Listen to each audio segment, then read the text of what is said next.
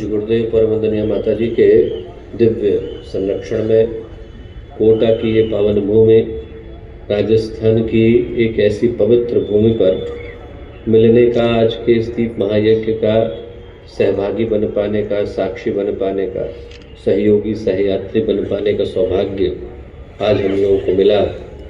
तो आज की इस पावन बेला में जब भगवान सूर्य के इस दक्षिणायन पथ का अंतिम प्रदोष व्रत आज चल रहा है, तो आज के इस शुभ मंगलदायी अवसर पर हम लोगों के साथ मंच पर उपस्थित आज के कार्यक्रम के संचालक, नेतृत्वकर्ता आदरणीय दुबे मामा जी, यहाँ उपस्थित राजस्थान जोन का अत्यंत ही कुशल संचालन कर रहे हैं आदरणीय सैनी मामा जी, आदरणीय श्री बिरला जी भाई साहब, यहाँ उपस्थित शांतिकुंज की टोली के सभी सम्मानित कार्यकर्तागण, विभिन्न स्थानों से आए, कोटा से आए, राजस्थान के विभिन्न कोनों से आए, गायत्री परिवार के सभी साधकगण, याजकगण, कार्यकर्ता भाई बहन और मित्रों, आज जब दीप महायज्ञ की ये पावन बेला आई और हम लोग यहाँ पर इस पवित्र भूमि पर आकर के उपस्थित हुए, दशहरे का मैदान है, भगवान राम की भूमि है, तो आज जब इस पवित्र भूमि पर बैठ पाने का, इसको स्पर्श कर पाने का सौभाग्य मिला, तो मैं कहूँगा कि ये सोचने की आवश्यकता सबसे पहले है कि किस भूमि पर हम लोग आकर के उपस्थित हुए।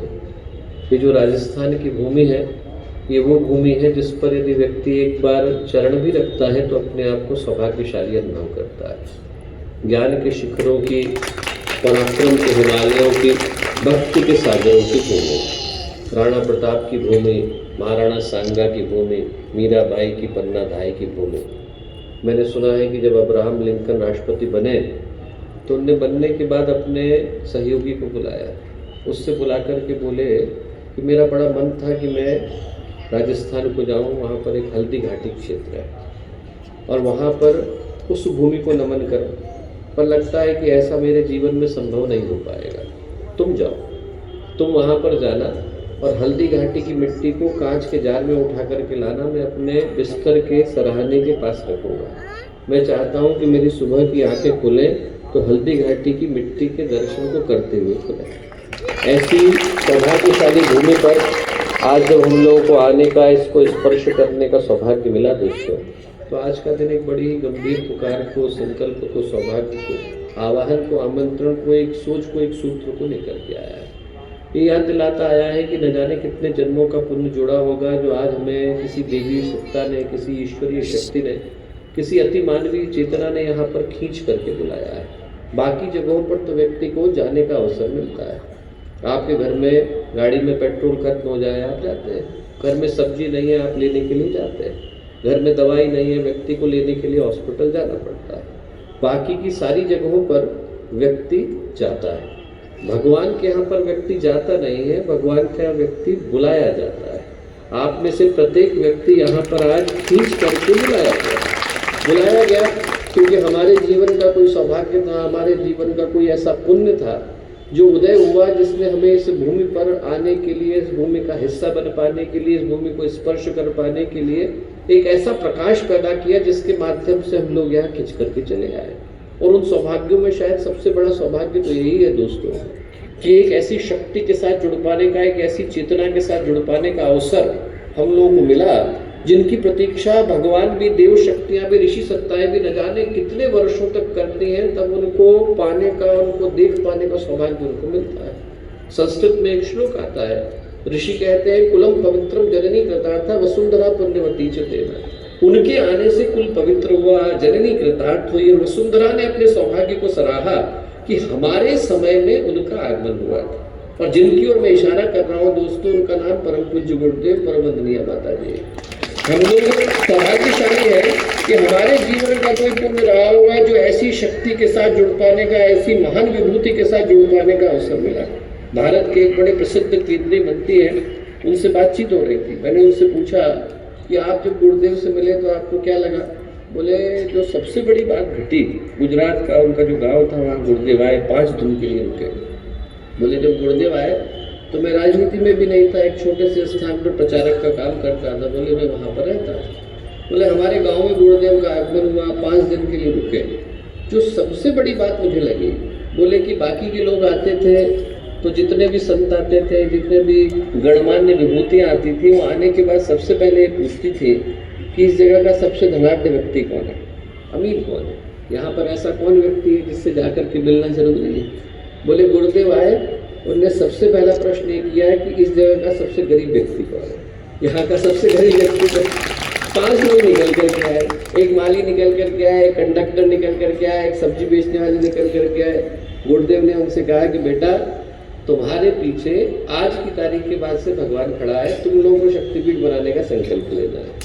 1 वर्ष के बाद मैं इसी जगह पर आऊँगा, इस जगह पर प्राण प्रतिष्ठा करूँगा। वो 1 वर्ष के बाद गुरुदेव ने कहा और 1 वर्ष के बाद गुरुदेव आए। उस जगह पर, जिस जगह पर कोई जमीन नहीं थी, भूमि नहीं थी, संकल्प नहीं था, वहाँ पर देखते देखते शक्तिपीठ बनता चला गया। उन्होंने कहा जो मेरे जीवन का सबसे बड़ा सौभाग्य रहा वो एक ऐसे व्यक्तित्व के दर्शन करने का सौभाग्य रहा जो इस समाज के अंतिम स्थान पर खड़े व्यक्ति की चिंता करते थे, अंतिम स्थान पर खड़े व्यक्ति की चिंता करते। गुजरात में एक जगह पर, छोटी सी जगह पर शक्तिपीठ बना, और जो बनने के पीछे की कहानी है वो बहुत प्यारी है। वो जो व्यक्ति थे गुरुदेव के दर्शन के लिए आए, उनको पता भी नहीं था कि गुरुदेव कौन, किस जगह पर, हरिद्वार में है। वहाँ पर गए, हरिद्वार में गए, लाइन लगी हुई थी, लाइन में दर्शन के लिए वो भी लग गए।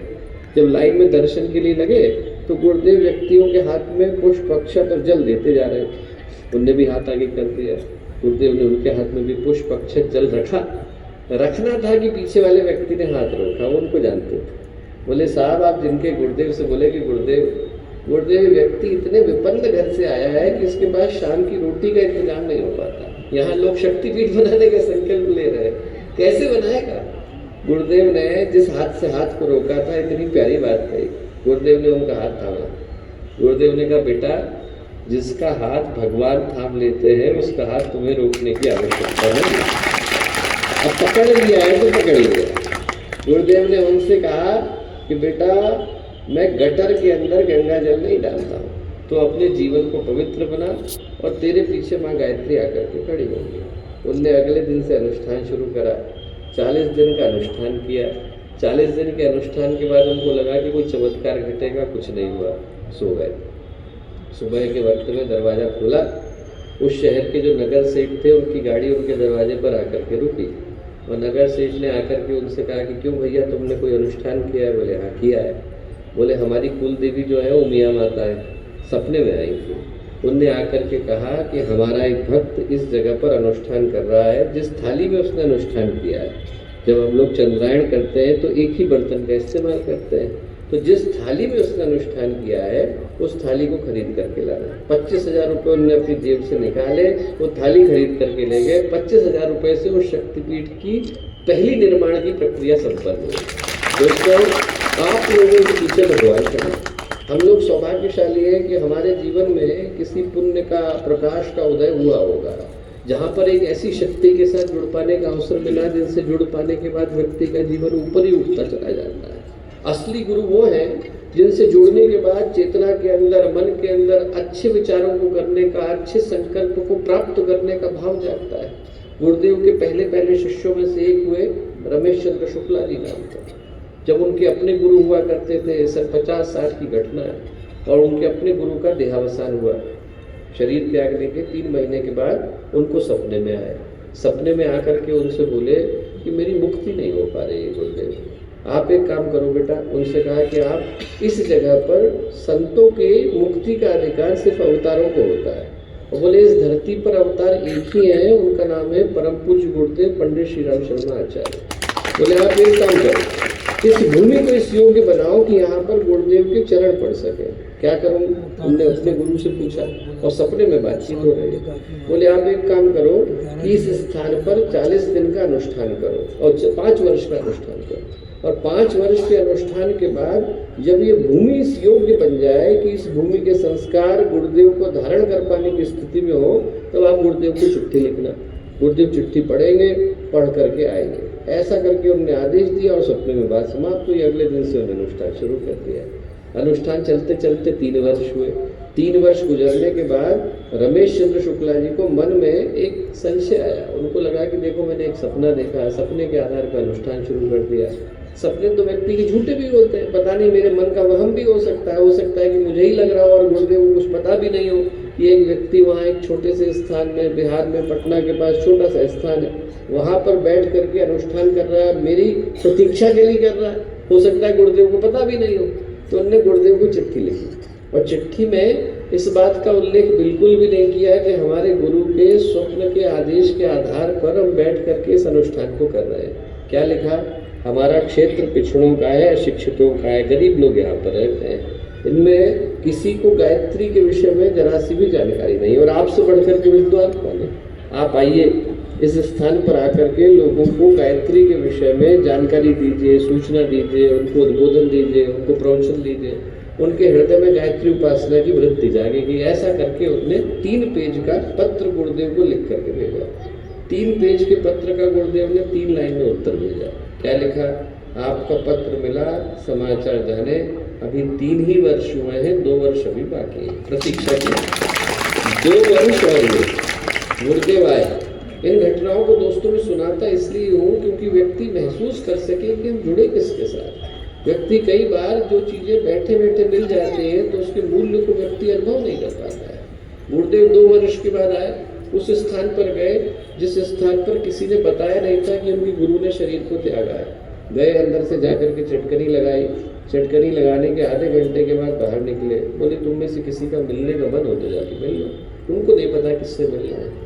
अंदर गए तो देखा कि उनके गुरु वहाँ पर साक्षात खड़े, वो गुरु जो 5 साल पहले शरीर त्याग करके चले गए। उनने उनको प्रणाम किया, आँख से आंसू की धारा बही। उनके गुरु बोले कि बेटा तूने मुझे मुक्त कराया, मैं तेरा ऋणी रहने वाला हूँ, मैं तुझे वो बताता हूँ जो बताने वाला दूसरा कोई मिलेगा नहीं। बोले देख, जीवन में गुरु तो कई बार मिलते हैं, बदल जाते हैं, अनेकों आते हैं, अनेकों चले जाते हैं। भगवान कई जन्मों के पुण्य के बाद मिलते हैं, तुझे मिल गए हैं, छोड़ना नहीं।